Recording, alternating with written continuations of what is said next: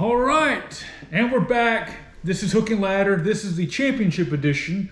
Championship week. Championship week. Tomorrow night, 8 o'clock, Georgia versus Alabama, 1 versus number 3. In my opinion, best 2 teams in the country. Yes, they by far. showed that this season. A lot of people bitching and moaning. 2 SEC teams, but like you just said, 2 best teams in the country. Obviously, Alabama took care of Cincinnati. Mm-hmm. Georgia took care of Michigan. Both of them did it with ease. Mm-hmm. Ohio State was really the only other team I really kind of felt was up there. Obviously Notre Dame was 5. You saw what happened to them. They let Oklahoma State make a huge comeback in that game. And I still think Ohio State probably could have been that 4th team instead of Cincinnati. But you saw what happened to them against Michigan. You saw what happened to them in their bowl game. If it wasn't for the passing attack and the fact that Utah didn't have starters in the secondary, that could have been a different story. So I really believe these are the 2 top teams in the country, and really isn't all that close. Yeah. And if you look at these teams and look at their points per game and defense, it's really not that much separating the 2 teams. No. Except for one man, and that would be Bryce Young. Heisman Trophy winner. Yeah, and if you look at it, everyone's talking about Georgia's defense this year, and rightfully so. It's an amazing defense. Alabama's defense has played more teams, I think in the top 50 in scoring than Georgia has, just by 1 or 2 teams. And Alabama actually has a lot more sacks and a lot more tackles for loss. Mainly that's because of Will Anderson. That dude's got 30 friggin' tackles for loss on his own. So again, just offensively, Bryce Young is that one guy. Defensively, it's Will Anderson. But I think you're right. On paper, these 2 teams are extremely close. They did play 4 teams, 4 of the same teams, and the outcomes were completely different. Alabama kind of struggled with some of those teams. Georgia really didn't. But stranger things have happened. So. That's right. Well, as you know, this is the 2nd time Georgia will have faced Alabama this season. It'll be the 3rd time in, 2 years? This is the 5th time they've played since 2017. So 5 times in 5 years. Alabama's won them all 4 of them so far. And this is the 2nd time they've met in a national title game.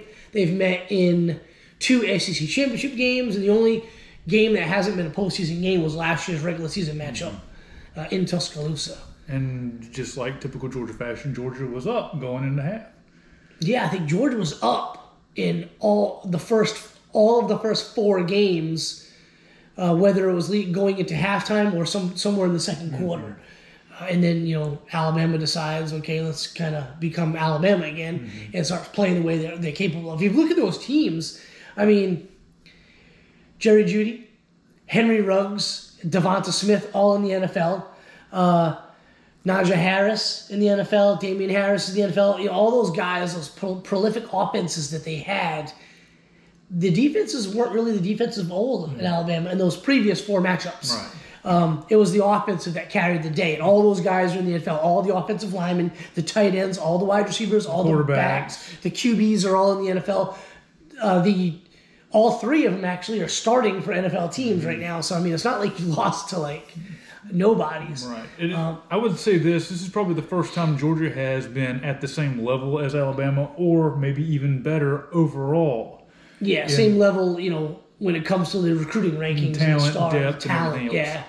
But I still this year's Alabama team is as good as they are offensively. I think this year's Alabama team is better defensively than the Alabama teams Georgia has faced in these last matchups. And on the same token, I believe this Georgia team's defense is better than the ones Alabama has faced in the past when they've played Georgia. We saw what happened in the SEC championship game a handful of weeks ago. I don't think that's the Georgia team that everyone's been watching and looking at all season. There was a crazy thing that happened in that game. It was called 8 minutes in the second quarter. But I think this will be a much better matchup. Yes. A little bit closer of a game. I don't really know how to feel in terms of high scoring or low scoring. What about you? For whatever reason, I'm thinking it's going to be in the 31-17, 31-24. going to be close till maybe late in the game, and somebody makes a big play late. I don't know, but right now, according to ESPN's matchup predictor, Georgia has got a 58.4% chance of winning the game. Alabama's 41.6%. Again, spread's 2 points, 2.5 points. Who knows how this game is going to play out? The first two times these teams played, 2017 national title game, 2018 SEC championship game, to me, both of those games are very low scoring. I expected, especially Alabama, to put more points on the board. The last year's game in Tuscaloosa was kind of like how I kind of saw those games going. Didn't really know who would win, but I saw it being one team scoring like in the 30s or 40s. And that basically, 41-24 was the same score of the last two times these teams have played. So I'm leaning towards going with another higher scoring game, but you really never know. These playoff or these matchup predictors are based on all the factors that I'm not going to get into right now because it'll take an hour and a half, but throwing them all in the computer and having it spit out percentage, usually they're kind of spot on for the most part. I only think following this year where I actually paid attention to the PFF matchups, there's only been like 3 games that I remember paying attention to that didn't go the way the PFF predictor had said they were going to go. So we'll see. It's going to be a good game. I'm really looking forward to it. It's going to be fun. I agree. It's pretty exciting. But, I mean, if you look through the stats here, and you got, of course, Stetson Bennett, 27 touchdowns, 7 interceptions on the season, 261 passing attempts, 168 completions. And you're looking at Bryce Young. Well, of course, Bryce Young is the offense of Alabama. He's got 46 touchdowns, 5 interceptions. He threw for nearly 500 passes this season. That's a lot for an Alabama quarterback. Yes. It's amazing to me how Alabama's kind of evolved over the years, where it used to be very run dominant. Now the receivers are, they're getting in the league and just playing pretty well right off the shoot. Oh, yeah. It's amazing to me how that program has kind of evolved. And this year, Alabama, their offensive line, it's well noted that they had some problems with the offensive line this year, and they didn't run the ball as well as Alabama teams in the past. However, there were a couple of games where they leaned heavily on the run, and Robinson had huge games. Ole Miss comes to mind, and then the playoff game against Cincinnati. Right. I mean, the first touchdown drive, Bryce Young threw a touchdown to number 18, but basically that was Robinson the entire drive, just hand him the football, play after play after play. Yeah. Alabama imposing their will. Exactly, and that's something that the coaches for Alabama knew they could do against Cincinnati, and they went with it. I don't think that's going to be quite the case tomorrow night. I think Georgia's going to be a little bit better at run defense than Cincinnati was, but that's where Alabama's great. They say, well, Georgia's weakness is the secondary. Let's throw the football on them. So it'll be imperative, obviously, that Georgia gets some pass rush and Alabama's offensive line continues to block like they did the last time. I still just don't think it's going to end up being like the last time these guys have played. I think it's going to be much closer. Have no idea who's going to win. But I think it's going to be a lot closer. Yes. But law of averages would state that at some point in time, Georgia is going to win one of these matchups, conceding that these teams are pretty much equal on the field. And, as much as people say, oh, Nick Saban's the GOAT, he is. No arguments there. I don't think these games really, other than the first couple of matchups, these games really haven't been coaching, where one coach has outcoached the other. The last two matchups, Alabama just outplayed Georgia, at the quarterback and wide receiver position. That's where the game was separated. The last two times these teams have played. But if you look at Bryce Young's statistics, then look at Williams, 75 receptions, 1,507 yards, and 15 touchdowns. Georgia didn't need to throw the ball that much this year. There was a stat going into the Georgia-Florida game where Stetson Bennett had only attempted 4 passes in the fourth quarter all season long, and that was like week 8 or 9 of the season. They run the football. They've got 4 running backs they hand it to. They rotate wide receivers in, so Brock Bowers right here, 52 receptions, 846, and 12 touchdowns.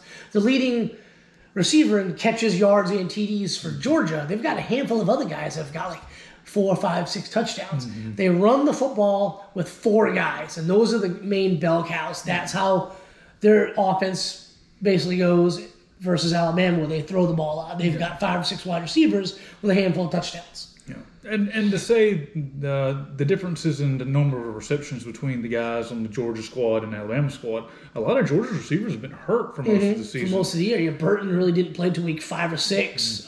Pickens didn't come back till the last game of the season. Kyrus Jackson was hurt a lot this season. They were relying on a true freshman and a redshirt freshman at wide receiver, and then a couple other guys who were just kind of mixed and matched, in there, walking wounded, if you will. Alabama's got the 2 wideouts, Mechie, who's not going to play, and Williams. Other than that, wide receiver, they're a young group. Those guys really didn't get a ton of reps. Number 18 is the slot guy. I forgot his name. Bolton. He's really, really good, very experienced. And then, of course, the 2 tight ends, Billingsley, and then I can't pronounce the other guy's last name. 81, I think, is his number. Those 2 guys act as wide receivers, just like Brock Bowers does. And they catch a lot of passes. So 2 very different offenses that can put up points and rack up yards. If you look at the kind of the stats, I think Georgia's just ranked a few spots behind them offensively. Like to see a high-scoring game, in my opinion. I don't like these defensive struggles where it's like, 16-13. I don't like those. I want to see touchdowns. Well, those games are stressful in both ways. Yeah. If you're low-scoring game, it ends up being like 13-17 at the end of the game, or 38-42, or something crazy like that. It's always stressful. One team gets out a 10-point lead, then somebody makes a mistake and they score, and it's just, I don't know. But looking at these points allowed and points scored, points-wise, Georgia scored 39 points per game, Alabama 41.1. So it's pretty even in that regard. Points allowed, this has kind of been the big difference of the season. Georgia only allowing 9.5 points a game. Most of those points being allowed in the last matchup in the SEC championship game. But Alabama's been allowing 20.2, and that seems kind of high for what they're generally expected out of Alabama's defense. But total yards, Alabama had about 50 total yards more on average than Georgia. Which really is like one pass play to Williams. Pretty much. Per game difference. Well, they played in tighter games. Yes, they did.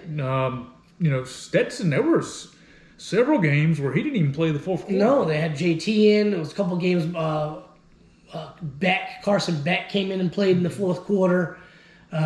And then there were games, too, where he did play into the fourth quarter, but he wasn't throwing. He was just handing the ball off to backup running backs. Yeah. Your 4th and 5th string running backs were getting carries in a lot of those games at the end of the games. Yeah. And that kind of skews the rush yards allowed per game and passing yards per game. A lot of those were garbage time yards that they got later in the game. So at 9.5, well, we'll see how that's going to play out. I think we may see a game where, Alabama only gets maybe, 17, 20 points, and Alabama's been allowing 20 points a game. They might surrender 30 points in this game. We just don't know. We don't know how this is going to play out. Nobody saw Georgia allowing 41 to Alabama in the first matchup, and on the flip side, nobody saw what Auburn did to Alabama coming when that game was being talked about prior to playing it. Nobody thought Auburn could do what they did to Alabama. I understand that Williams went out on a targeting call and they didn't have him. Even without him, I don't even think any of the most diehard Auburn fans or the most pessimistic Alabama fans, which I don't really think that's actually a thing, but I don't think anybody saw what happened in that game happening. No. So, stranger things have happened. That's how they play the game, is what the old saying goes. But these 2 teams are very evenly matched. You never know what's going to happen. Like you said, Alabama could be the one struggling defensively, giving up 35 points this game. You never know. I think it's going to be a tight game. It's going to be a good game. I really don't think it's going to be a very highly viewed game. I think a lot of portions of the country are just not interested in having an all-SEC championship again. They're already kind of ticked off that the seeding was the way it was to even set up this potential matchup. So I think you're going to have this on in a lot of bars and restaurants. And I think people might be kind of tuned out. Well, that may be the case, but this could be a classic. This could be another classic between these 2 juggernauts. I had heard that happening before when it was Clemson and Alabama, 2 teams from the South. And that first national championship game, well, the first one, Clemson, well, actually both of them, the one Clemson lost and the one Clemson won, were really good games, highly contested games. And second, those two teams met in the national championship game 3 times, with Clemson winning 2 of the 3. And I know for a fact fans in Big Ten country were completely tuned out. They did not want to see 2 teams from the South playing in it again. So, well, if you don't want 2 teams from the South playing, then step up your game. Beat them. That's it. That's the game. That's how it is.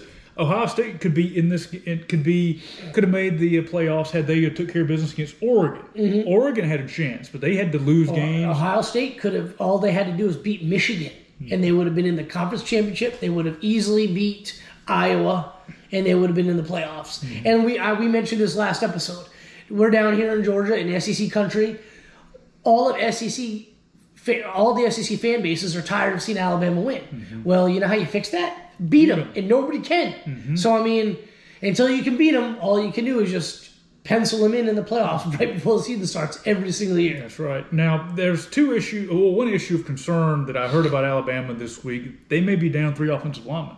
Really? Yeah. I hear the center is having some issues as well. I know they got really beat up in that game versus Cincinnati. Not that it was like this big, huge physical matchup. Guys were just getting hurt. Jameson Williams went down with a shoulder injury. Their DB battle went down. Now both of them came back. I have heard that they've got some injury issues. I didn't know how serious they are. Well, we'll find out tomorrow night. Yeah. Well, Alabama just they have this propensity for replacing centers, and then the next guy is an All-American. Yeah.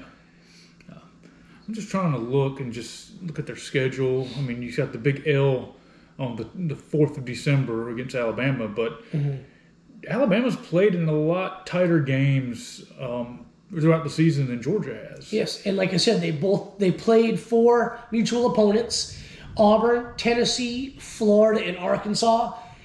Alabama didn't have the easiest time with Florida or Auburn, and Arkansas kind of gave them a little bit of trouble. Tennessee gave them trouble for a half, and then they kind of took over. But Georgia basically manhandled all 4 of those teams fairly easy.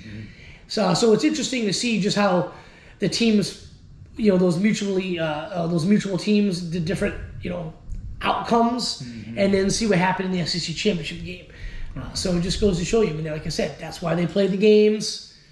You really don't know how it's going to go. No, you don't. I mean, Florida, Tennessee, Arkansas, Auburn all played tight against Bama, and then A&M beat them. The thing, and then LSU, there was a really close game against LSU. Alabama could not put LSU away until the very end.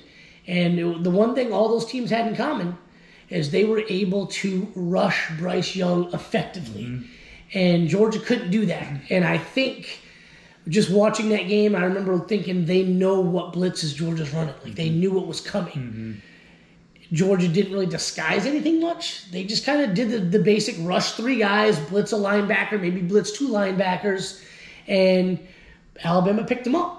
And that's something that the other teams Georgia has played this year could not do. They couldn't pick up. And we saw Michigan. Michigan, was the best offensive line in the country this year, and they just couldn't pick up blitzing linebackers. And honestly, Georgia was rushing 3 and getting home with just 3. So you never know. But I think it's going to be a close game. I think it's going to be a fun game. And to all those people that have been complaining on Twitter for the past couple weeks, you're probably going to miss a really good game. Might want to turn the TV on.